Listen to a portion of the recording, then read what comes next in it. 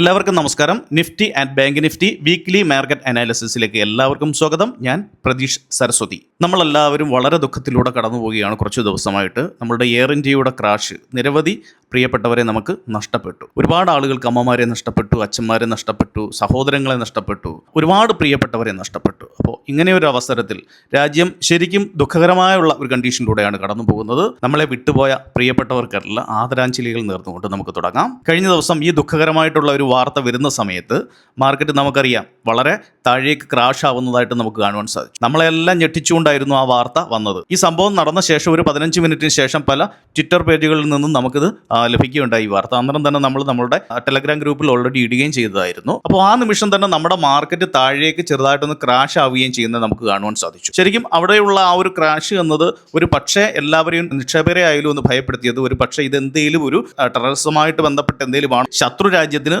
ഇതുമായിട്ട് ബന്ധപ്പെട്ട് അവർക്കൊരു പങ്കുണ്ടോ എന്നൊരു തോന്നൽ പലർക്കും തോന്നും. അതുകൊണ്ടാണ് ആ ഒരു നിമിഷത്തിൽ നല്ല രീതിയിൽ താഴേക്ക് ഒരു ക്രാഷ് ഉണ്ടായത്. പക്ഷേ ഇപ്പോഴും നമുക്ക് അതിനെക്കുറിച്ച് അറിയത്തില്ല. അന്വേഷണങ്ങൾ നടന്നുകൊണ്ടിരിക്കുകയാണ്. തീർച്ചയായിട്ടും നല്ല രീതിയിലുള്ള അന്വേഷണം നടക്കുന്നു എന്ന് തന്നെയാണ് നമുക്ക് മാധ്യമങ്ങളിൽ നിന്ന് അറിയാൻ സാധിക്കുന്നത്. എങ്ങനെ വന്നാലും ഒരു വളരെ ദുഃഖകരമായിട്ടുള്ള ഒരു ആഴ്ച തന്നെയായിരുന്നു കടന്നുപോയത് എന്നതാണ് സത്യം. നമ്മുടെ കേരളത്തിൽ നിന്നും ഒരു സഹോദരി നമുക്ക് നഷ്ടപ്പെട്ടു. അപ്പോൾ ഇങ്ങനെയുള്ള ഈ ന്യൂസുകളൊക്കെ ശരിക്കും മാധ്യമങ്ങളൊക്കെ കാണിക്കുമ്പോൾ ശരിക്കും വല്ലാത്ത ഒരു ദുഃഖകരമായിട്ടുള്ള ഒരു അവസ്ഥയിലൂടെയാണ് നമ്മൾ കടന്നുപോയത്. അതും അവർ ലൈവായിട്ടൊക്കെ കാണിക്കുമ്പോൾ നമ്മൾ കണ്ടു അവരുടെ ആ കുട്ടികളുടെയൊക്കെ അവസ്ഥയും കാര്യങ്ങളൊക്കെ നമ്മൾ കാണുന്നുണ്ടായിരുന്നു. ശരിക്കും വല്ലാത്തൊരു വിഷമമുള്ള ഒരു അവസ്ഥയായിരുന്നു. തീർച്ചയായിട്ടും ഈ ദുഃഖങ്ങളിൽ നിന്നെല്ലാം കരകയറാൻ അവരുടെ പ്രിയപ്പെട്ടവർക്കൊക്കെ ജഗദീശ്വരൻ ആ ഒരു മനസ്സ് കൊടുക്കട്ടെ, അല്ലെങ്കിൽ ആ ധൈര്യം കൊടുക്കട്ടെ എന്ന് പ്രാർത്ഥിക്കാം. അപ്പോൾ നമുക്ക് നമ്മുടെ മാർക്കറ്റിലേക്ക് തിരിച്ചു വന്നു കഴിഞ്ഞാൽ നമ്മുടെ മാർക്കറ്റിൽ കഴിഞ്ഞ ആഴ്ച നമ്മൾ എങ്ങനെയായിരുന്നു നമ്മളുടെ വീഡിയോയുമായിട്ട് ബന്ധപ്പെട്ട് കാര്യങ്ങൾ സംസാരിച്ചിരുന്നത്?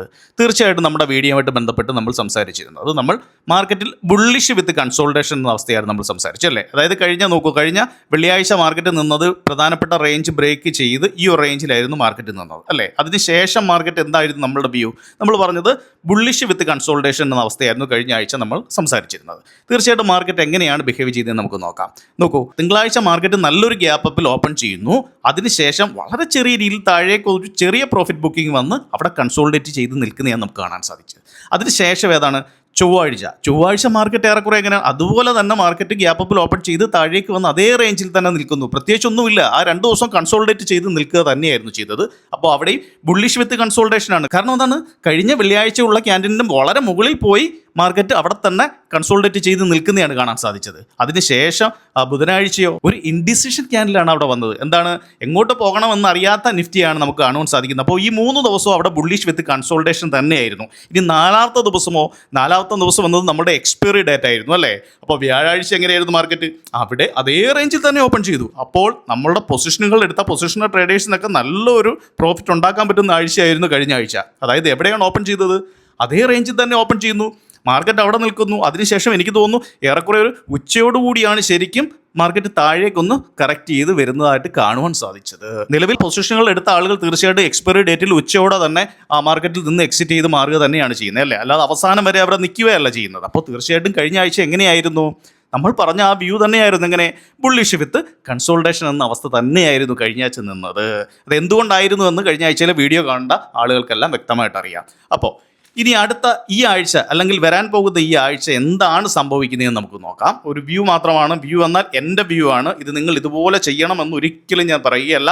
ഒരു പഠന ആവശ്യത്തിന് വേണ്ടി മാത്രം നിങ്ങളിത് ഉപയോഗിക്കുക. അതിനു മുന്നേ നമുക്ക് മറ്റ് ചില കാര്യങ്ങൾ കൂടി സംസാരിക്കേണ്ടിയിരിക്കുന്നു. എന്തൊക്കെയാണത്? നമുക്ക് ഇന്ത്യയുടെ ഇൻഫ്ലേഷൻ വന്നിരുന്നു, US-ൻ്റെ ഇൻഫ്ലേഷൻ വന്നിരുന്നു. അപ്പോൾ ഇതെല്ലാം നമുക്ക് എങ്ങനെയാണ്? അനുകൂലകരമായിട്ട് തന്നെയാണ് നിന്നത്. വലിയ കുഴപ്പകരമായിട്ടുള്ള അവസ്ഥ വന്നില്ല. അതിനുശേഷം നമ്മളുടെ റേറ്റ് കട്ട് ഉണ്ടായിരുന്നു. നമ്മുടെ റേറ്റ് കട്ടുമായിട്ട് ബന്ധപ്പെട്ട് എന്തായിരുന്നു? ശരിക്കും 6% നമ്മളുടെ പലിശ നിരക്ക് എന്നത് അല്ലേ. അപ്പോൾ ഈ 6% നമ്മൾ ഉദ്ദേശിച്ചത് ഒരു 25 ബേസിസ് പോയിന്റ് കുറച്ച് 5.75 എത്തിക്കുമെന്നാണ് എല്ലാവരും പ്രതീക്ഷിച്ചത്. പക്ഷേ RBI ഗവർണർ എല്ലാവർക്കും ഒരു സർപ്രൈസ് നൽകിക്കൊണ്ട് 50 ബേസിസ് പോയിന്റ് കുറച്ചു. അതായത് 5.50 എന്ന അവസ്ഥയിലേക്ക് ആ പലിശ നിരക്ക് കുറയ്ക്കുകയുണ്ടായി. അപ്പോൾ ഇതെല്ലാം ബാങ്കിനെ സംബന്ധിച്ചൊക്കെ ഒരുപാട് പോസിറ്റീവ് കാര്യങ്ങളിലേക്ക് വരുന്നുണ്ടായിരുന്നു. കാരണം എന്താണ്, ഗോൾഡുമായിട്ട് ബന്ധപ്പെട്ട കാര്യങ്ങളൊക്കെ എടുക്കുകയാണെങ്കിൽ ഒരുപാട് പോസിറ്റീവ് കാര്യങ്ങൾ ബാങ്കിനെ സംബന്ധിച്ചുണ്ട്. തീർച്ചയായും ഗോൾഡുമായിട്ട് ബന്ധപ്പെട്ട ഒരു സെപ്പറേറ്റ് വീഡിയോ നമുക്ക് തീർച്ചയായിട്ടും ചെയ്യാം. അത് പിന്നീട് സംസാരിക്കാം അതിനെക്കുറിച്ച്.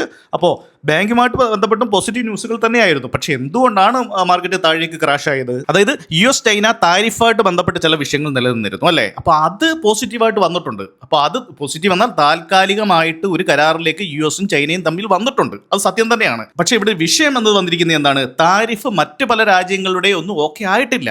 നമ്മളുടെ ഇന്ത്യ ആയിക്കോട്ടെ, മറ്റൊരു യൂറോപ്യൻ രാജ്യങ്ങളായിക്കോട്ടെ, ഇപ്പോൾ ഇവരുടെ ഒന്നും താരിഫ് നയങ്ങളുമായിട്ട് ബന്ധപ്പെട്ട കാര്യങ്ങളൊന്നും ഓക്കെ ആയിട്ടില്ല. അപ്പം ഈ രാജ്യങ്ങൾക്കെല്ലാം ട്രംപ് ഒരു കാര്യം ചെയ്തു. എന്ത്? അദ്ദേഹത്തിൻ്റെതായ രീതിയിലുള്ള ലെറ്ററുകൾ അയച്ചു. അതായത് താരിഫായിട്ട് ബന്ധപ്പെട്ട് അവരുടെ ഒരു നയവും രീതികളും കാണിച്ചുകൊണ്ടുള്ള ലെറ്റർ അയച്ചു എന്നത് തീർച്ചയായിട്ടും മാർക്കറ്റിനെ നെഗറ്റീവായിട്ട് ബാധിച്ചു. അപ്പം ഇതൊരു പ്രധാനപ്പെട്ട ഘടകമായിരുന്നു മാർക്കറ്റ് അല്പം താഴേക്ക് വരാൻ. പക്ഷേ കൂനിന്മേൽ കുരു എന്ന രീതിയിൽ മറ്റൊരു വിഷയം നമ്മുടെ തലയിലേക്ക് വന്നു വീണു. എന്താണത്? Israel Iran tension.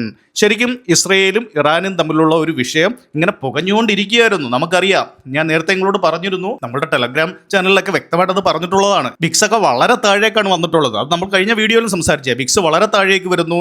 അതിനുശേഷം ഈ ഒരു വിഷയം ഉണ്ടായിക്കഴിഞ്ഞാൽ വിക്സ് ഒക്കെ വളരെയധികം ഷൂട്ടപ്പ് ചെയ്യാൻ സാധ്യതയുണ്ടെന്ന് പറഞ്ഞിരുന്നു അല്ലേ?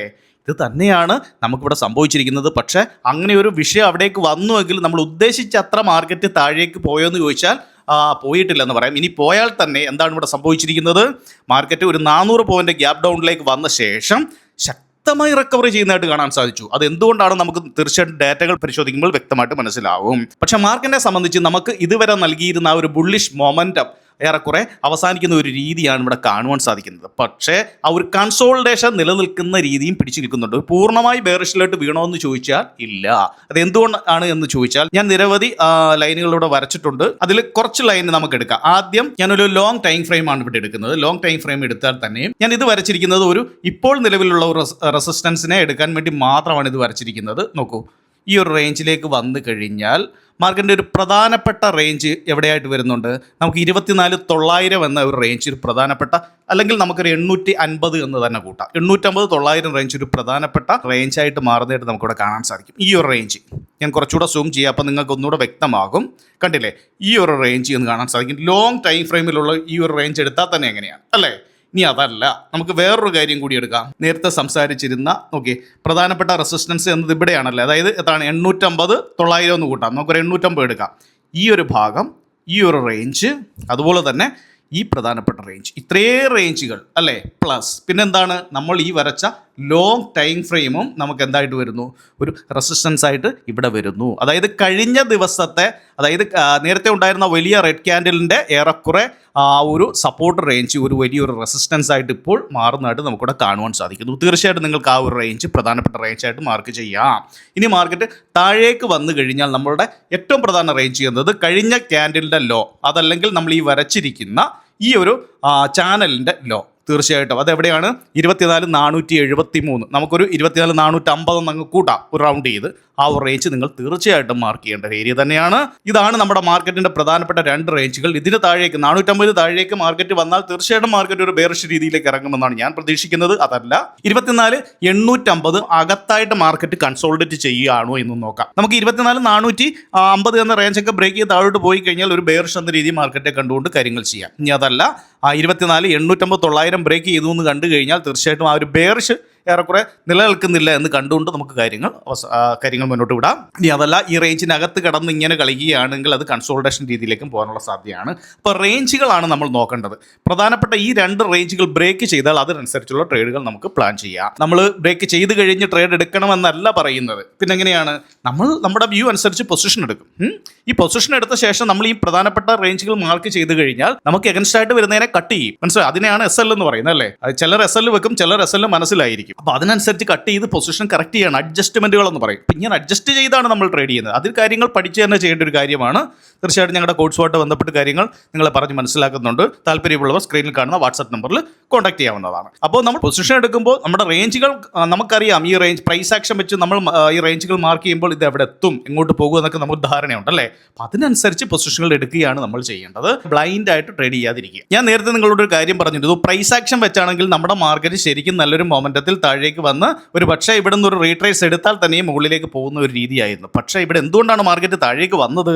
മാർക്കറ്റ് തീർച്ചയായിട്ടും താഴേക്ക് ഇവിടെ വന്നിരിക്കുന്നത് ഈ ന്യൂസ് സംബന്ധമായ വിഷയമായിരുന്നു. ഇസ്രായേൽ ഇറാൻ ടെൻഷൻ തന്നെയാണ് ഇവിടെ ഈ ഒരു മാർക്കറ്റിനെ ഇവിടെ കൊണ്ടിട്ടത്. അല്ലെങ്കിൽ അവർ തമ്മിലുള്ള ആ ഒരു ഫൈറ്റ് നടന്നുകൊണ്ടിരിക്കുകയാണ്. തീർച്ചയായിട്ടും അത് നമ്മുടെ മാർക്കറ്റിനെ നെഗറ്റീവായിട്ട് ബാധിക്കുന്ന കാര്യം തന്നെയാണ്. നമ്മുടെ മാർക്കറ്റ് മാത്രമല്ല, വേൾഡ് മാർക്കറ്റിനെ അങ്ങനെ നെഗറ്റീവായിട്ട് ബാധിക്കുന്ന കാര്യം തന്നെയാണ്.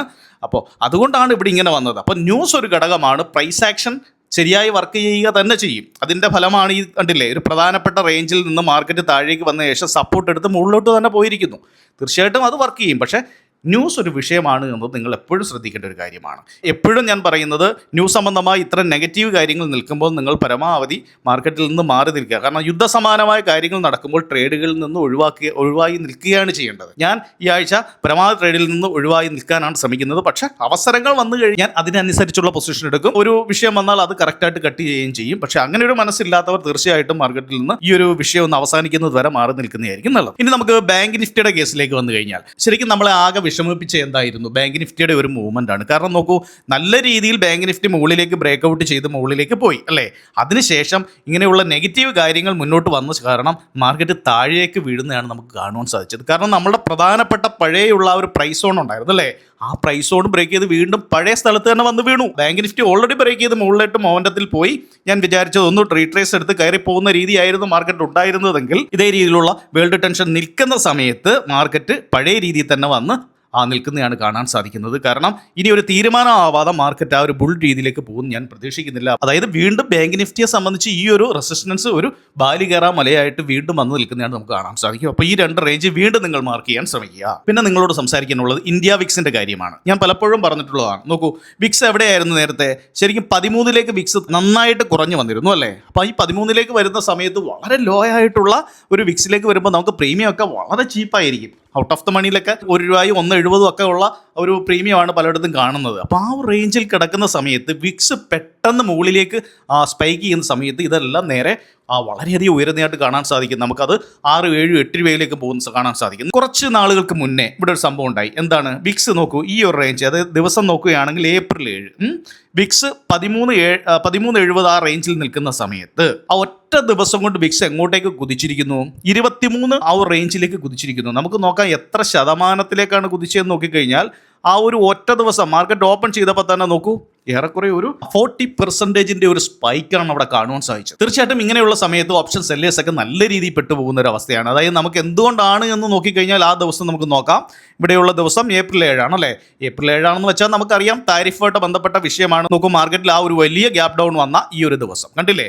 അപ്പോൾ ഇങ്ങനെയുള്ള ന്യൂസ് സംബന്ധമായ വിഷയങ്ങൾ വന്നു കഴിഞ്ഞാൽ തീർച്ചയായിട്ടും വിക്സിൻ്റെ കാര്യത്തിലൊക്കെ സ്പൈക്ക് ഉണ്ടാവും. പ്രീമിയം ഒക്കെ നമ്മൾ ആകെ പെട്ടുപോകുന്ന ഒരു അവസ്ഥയാണ്. അതുകൊണ്ടാണ് പറയുന്നത് വളരെ ശ്രദ്ധിച്ച് വേണം പൊസിഷനുകൾ എടുക്കാൻ. ഓൾറെഡി നമുക്കറിയാവുന്നതാണ് ഇങ്ങനെ ഒരു വിഷയം ഇവിടെ നടക്കുന്നുണ്ട്, ഇറാനുമായിട്ടൊരു വിഷയം വരാൻ പോകുന്നു എന്ന് എല്ലാവർക്കും അറിയാം. അപ്പം അതിനനുസരിച്ചുള്ള കാര്യങ്ങൾ ചെയ്ത് നമ്മൾ മുൻകൂട്ടി നിൽക്കുക എന്നത് അത് നമ്മുടെ കടമയാണ്.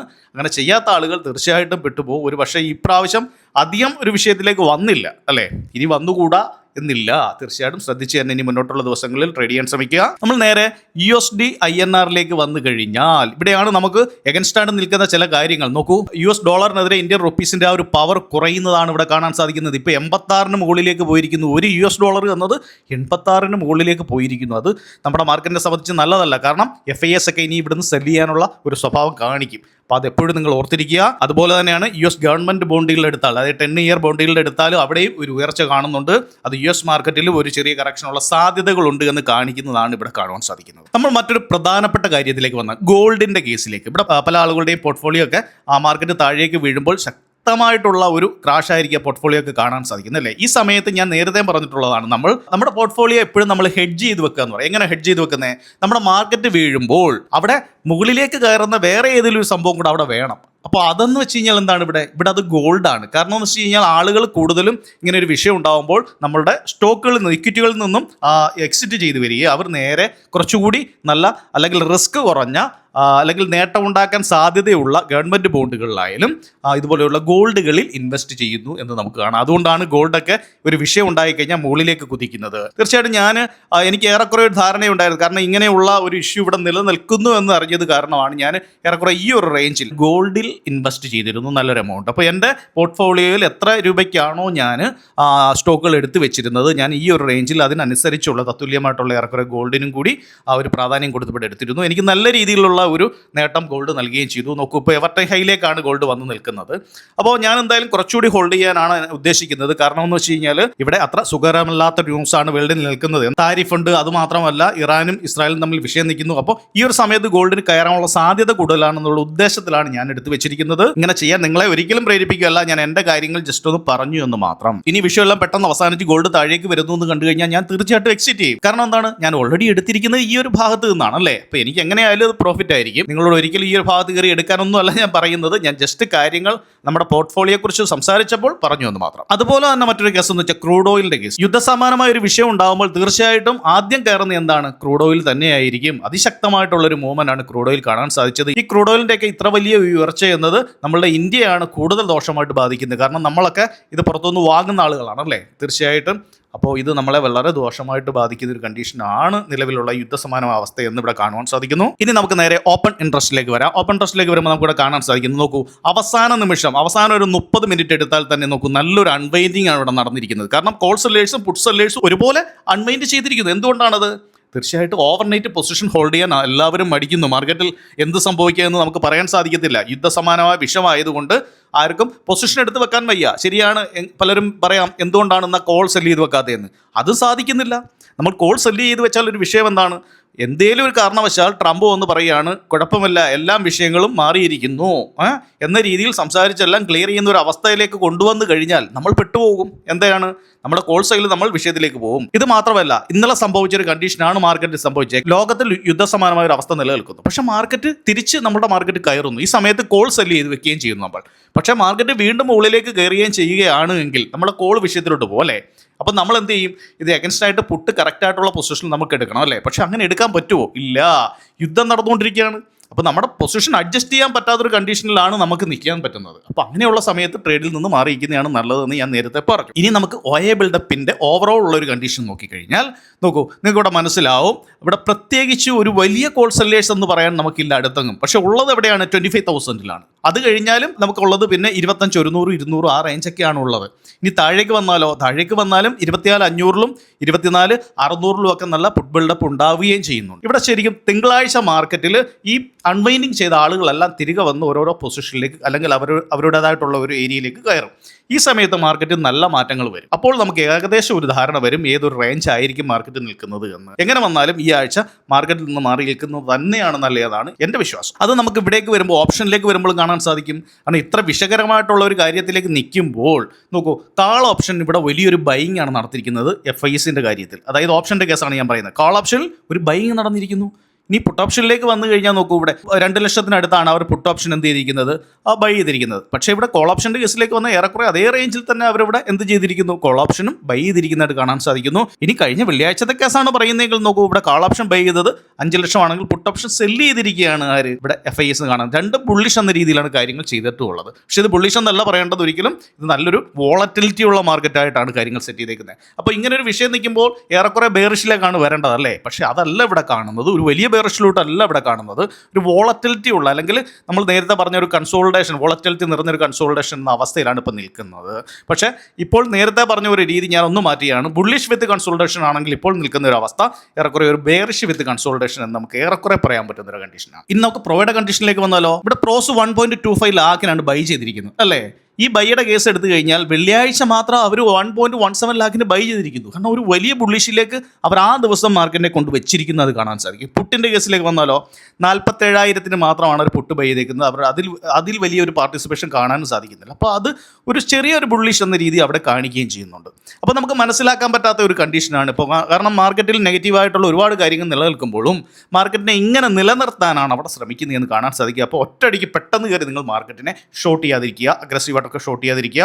നമുക്ക് മാർക്കറ്റിനെ മനസ്സിലാക്കി കുറച്ച് ദിവസം അല്ലെങ്കിൽ തിങ്കളാഴ്ച ചൊവ്വാഴ്ചയൊക്കെ മാർക്കറ്റിനെ നോക്കിയിട്ട് മാത്രം നിങ്ങൾ പൊസിഷൻ എടുക്കുന്നതായിരിക്കും കുറച്ചുകൂടെ ബെറ്റർ എന്നാണ് എൻ്റെ അഭിപ്രായം. കാരണം ക്ലയന്റിന്റെ കേസിലേക്ക് വന്നാൽ അവർ നല്ലൊരു ബെയറിഷിലേക്ക് വന്നു. നമുക്കറിയാം ക്ലയന്റിന് അഗൻസ്റ്റ് ആയിരിക്കും മാർക്കറ്റ് നീങ്ങാൻ നമുക്കറിയാം. അപ്പോൾ ഈ ക്ലയന്റിന്റെ കേസ് വിടാം. ഈ 2 ആളുകളും ചെയ്തു വെച്ചിരിക്കുന്ന കാര്യങ്ങളിൽ ഒരു ധാരണ നമുക്ക് തിങ്കൾ ചൊവ്വ ദിവസങ്ങളിൽ കിട്ടും. തീർച്ചയായിട്ടും അതിനനുസരിച്ച് വേണം പൊസിഷൻ എടുക്കാൻ. നമുക്കിനി ഫ്യൂച്ചറിലേക്ക് വരാം. FISന്റെ ഒരു ഡേറ്റ എടുത്തു കഴിഞ്ഞാൽ നോക്കൂ, ഫ്യൂച്ചറിൽ FIS നല്ല രീതിയിൽ സെല്ലിംഗ് കൂട്ടുന്നതായിട്ട് ഇവിടെ കാണാൻ സാധിക്കുന്നു. നേരത്തെ ഉണ്ടായതിനേക്കാൾ വീണ്ടും സെല്ലിംഗ് കൂട്ടുന്നതായിട്ട് കാണാൻ സാധിക്കുന്നു. നമ്മൾ പ്രോസിൻ്റെ കേസിലേക്ക് വന്നു കഴിഞ്ഞാൽ പ്രോസും നേരത്തെ ഉള്ള ആ ഒരു രീതിയേക്കാൾ കൂടുതൽ സെല്ലിങ്ങിലേക്ക് ഫ്യൂച്ചറിൽ വരുന്നതായിട്ട് കാണാൻ സാധിക്കുന്നു. പ്രത്യേകം ശ്രദ്ധിക്കുക. നമ്മൾ വരാത്ത മറ്റൊരു കാര്യമുണ്ടായിരുന്നു, ക്യാഷ് മാർക്കറ്റ്. നോക്കൂ, ക്യാഷ് മാർക്കറ്റിൽ ശരിയാണ് FIS സെല്ല് ചെയ്യുന്നുണ്ടെങ്കിലും വളരെ തുച്ഛമായ ഒരു എമൗണ്ട് ആണ് അവരുടെ സെല്ലിങ് പലപ്പോഴും നമുക്ക് ഇവിടെ കാണാൻ സാധിക്കുന്നത്. ഒരു വലിയ സെല്ലിങ്ങിലേക്ക് അവർ പോകുന്നില്ല. പക്ഷേ നമ്മൾ സപ്പോർട്ട് ചെയ്യുന്ന ആരാണ്? തീർച്ചയായിട്ടും ഞാൻ നേരത്തെ പറഞ്ഞതുപോലെ ഡീസ് തന്നെ നമ്മളെ നല്ല രീതിയിൽ സപ്പോർട്ട് ചെയ്യുന്നു. തീർച്ചയായിട്ടും മ്യൂച്വൽ ഫണ്ടുകളുടെയൊക്കെ ഒരു നല്ലൊരു സഹായം നമുക്കിവിടെ ഉണ്ടെന്ന് കാണാൻ സാധിക്കുന്നുണ്ട്. അപ്പോൾ നമ്മുടെ മാർക്കറ്റിനെ പരമാവധി പിടിച്ചു നിർത്തുന്ന ഏറെക്കുറെ ഇപ്പോൾ DIs എന്ന് പറയാം. പക്ഷേ FISൻ്റെ ഒരു വമ്പൻ സെല്ലിംഗ് ഒന്നും നമുക്കിവിടെ കാണുവാനും സാധിക്കുന്നില്ല. ഉണ്ട് എങ്കിലും ഒരു വലിയ സെല്ലിംഗ് ഇവിടെ കാണുവാൻ സാധിക്കുന്നില്ല. നമ്മൾ NSEയുടെ സൈറ്റിലേക്ക് വന്നു കഴിഞ്ഞാൽ OA ബിൽഡപ്പ് നോക്കിക്കഴിഞ്ഞാൽ നോക്കൂ, ഇവിടെ ഇത് തമ്മിലുള്ള പുട്ട് ഓപ്ഷൻ കോൾ ഓപ്ഷൻ തമ്മിലുള്ള ഡിഫറൻറ്റ്, അതായത് മാർക്കറ്റ് താഴേക്ക് വരും എന്ന രീതിയിലുള്ള ഒരു 4 lakhൻ്റെ ഡിഫറൻറ്റ് മാത്രമേ ഇവിടെ കാണുവാൻ സാധിക്കുന്നുള്ളൂ. ഈ യുദ്ധസമാനമായ വിഷയത്തിൽ ഒരിക്കലും ഈ ഒരു 4 ലക്ഷം എന്നൊരു വലിയ സംഭവമൊന്നുമല്ല. അപ്പോൾ അത് തീർച്ചയായിട്ടും നിങ്ങൾ നോക്കുക. മുന്നോട്ടുള്ള ദിവസങ്ങൾ മാർക്കറ്റിൽ ഒരു വലിയ ക്രാഷ് എന്നത് ഞാൻ പ്രതീക്ഷിക്കുന്നില്ല. കാരണം ഒരു വേറൊന്നുണ്ട്, യുദ്ധം വേറൊരു ലെവലിലേക്ക് മറ്റു രാജ്യങ്ങൾ ഏറ്റുപിടിച്ച് പോയി കഴിഞ്ഞാൽ ഒരുപക്ഷെ സംഭവിക്കാം. അതല്ലാത്തൊരു അവസരത്തിൽ തീർച്ചയായിട്ടും മാർക്കറ്റിനെ അഗ്രസീവായിട്ട് കയറി നിങ്ങൾ കോൾ ഷോർട്ട് ചെയ്യുന്നത് വളരെ ശ്രദ്ധിച്ച് വേണമെന്നത് വീണ്ടും പറയുന്നു. അതേസമയം തന്നെ ഓപ്ഷൻ സെല്ലേഴ്സിനെ സംബന്ധിച്ചാണെങ്കിൽ പുട്ട് സെല്ല് അഗ്രസീവായിട്ട് ചെയ്തു വെക്കുന്നത് അത്ര നല്ലൊരു രീതി ആയിരിക്കില്ല. കാരണം ന്യൂസ് ഇങ്ങനെ നിൽക്കുമ്പോൾ തീർച്ചയായിട്ടും നമ്മൾ ദൂരെ നിന്ന് കളി കാണുന്നതായിരിക്കും എപ്പോഴും നല്ലത് എന്നാണ് എൻ്റെ അഭിപ്രായം. ഇനി പ്രധാനപ്പെട്ട ഇവൻസിലേക്ക് വന്നു കഴിഞ്ഞാൽ നമുക്ക് ഈ ആഴ്ച എടുക്കാൻ പറ്റുന്ന ഏറ്റവും പ്രധാനപ്പെട്ട ഇവന്റ് എന്നത് ഫെഡ് ഇൻട്രസ്റ്റ് റേറ്റ് ഡിസിഷനാണ്. തീർച്ചയായിട്ടും നമ്മുടെ ബുധനാഴ്ച, അതായത് ജൂൺ 18 ബുധനാഴ്ചയാണ് ഫെഡ് ഇൻട്രസ്റ്റ് റേറ്റ് ഡിസിഷൻ എന്നത്. അത് 11 PM രാത്രി 11 PM കാണുവാൻ സാധിക്കുന്നു. തീർച്ചയായിട്ടും നിങ്ങൾക്ക് ശ്രദ്ധിക്കാം. അപ്പോൾ എന്തായാലും നമ്മുടെ എക്സ്പയറി ഡേറ്റ് ഏറെക്കുറെ അവസാനിക്കാൻ പോകുന്ന ഒരു സമയത്താണ് അല്ലേ. അപ്പോൾ അതൊരു തലവേദനയായിട്ട് വരില്ല എന്നാണ് പ്രതീക്ഷിക്കുന്നത്. പലരും പൊസിഷൻ ഉണ്ടെങ്കിൽ ആ സമയമൊക്കെ അന്ന് വൈകിട്ട് തന്നെ, ബുധനാഴ്ച വൈകിട്ട് തന്നെ എക്സിറ്റ് ചെയ്യാൻ ശ്രമിക്കുക. അതുപോലെ തന്നെ എൻ്റെ ചാനൽ സ്ഥിരം കാണുന്ന നിങ്ങളോട് പറയാനുള്ളത്, നിങ്ങൾ നിങ്ങളുടെ സുഹൃത്തുക്കളിലേക്ക് ഈ ചാനൽ ഷെയർ ചെയ്ത് കൊടുക്കുക. നിങ്ങൾക്കറിയാം ഇതിലെ സബ്സ്ക്രൈബേഴ്സ് ഒക്കെ വളരെ കുറവാണ് അല്ലേ. നിങ്ങളുടെ സഹായം കൂടി ഉണ്ടെങ്കിൽ മാത്രമേ തീർച്ചയായിട്ടും നമ്മുടെ ചാനൽ കുറച്ചുകൂടി നല്ല രീതിയിൽ മുന്നോട്ട് പോകും. നിങ്ങളുടെ സഹായം കൂടെ വേണം. ഞാൻ സാറിന് ഇത് പറയാത്ത കാര്യമാണ് എങ്കിൽ പറഞ്ഞു എന്ന് മാത്രം. കാരണം കരയുന്ന കുട്ടിക്കല്ലേ പാലുള്ളൂ എന്ന് പറയുന്നത് പോലെ ചോദിച്ചാലല്ലേ നിങ്ങൾ ഇത് നൽകത്തുള്ളൂ. അതുകൊണ്ട് പറഞ്ഞു എന്ന് മാത്രം. അപ്പോൾ വരുന്ന ആഴ്ച എല്ലാവർക്കും നല്ലൊരു പ്രോഫിറ്റബിൾ ഡേ ആകട്ടെ എന്ന് ആശംസിക്കുന്നു. നന്ദി, നമസ്കാരം.